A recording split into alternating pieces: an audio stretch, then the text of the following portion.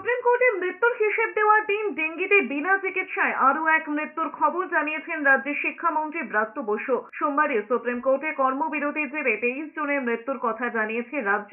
এরই মধ্যে দক্ষিণ দমদমে ক্লাস 5-এর এক পড়ুয়ার মৃত্যুতে ডাক্তারদের কর্মবিরতিকেই দায়ী করেছেন মন্ত্রী ব্রাত্য বসু পার্থ ভৌমিকরা।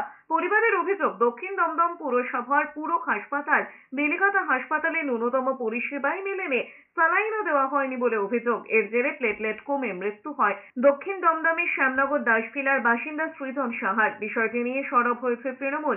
রাজ্যের মন্ত্রী ব্রাত্য বসু পার্থ ভৌমিকরা বলেছেন, আরজিকর এসএসকেএম হাসপাতালে চিকিৎসার অভাবে দক্ষিণ দমদমে রোগীর মৃত্যু হয়েছে। আন্দোলনের মতো আন্দোলন চলবে, কিন্তু চিকিৎসা দেরির জন্য রোগীর মৃত্যু মেনে নেওয়া যায় না। আমার বিধানসভা এলাকায় দমদমে সেখানে আরেকজন মানুষ, তার বাড়ির লোকেরাই বলছেন, আমি গণমাধ্যমে দেখলাম একটু আগে, যে চিকিৎসা পরিষেবা না পাওয়ার জন্যে তিনি ডেঙ্গিতে মারা গেছেন। অর্থাৎ এখন অবধি মোট 24 জন মারা গেছেন। আজকে নিয়ে 24টা মানুষ মারা গেল।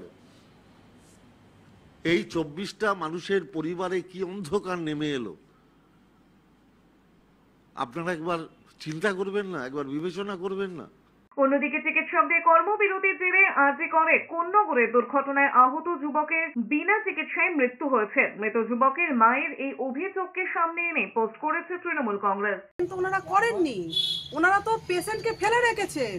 আমি তো এই বিল্ডিং ওই বিল্ডিং দৌড়াদৌড়ি করছি, ডাক্তার কোনো ট্রিটমেন্ট করেনি। আমি যেখানেই যাচ্ছি সেখানেই ডাক্তার নেই।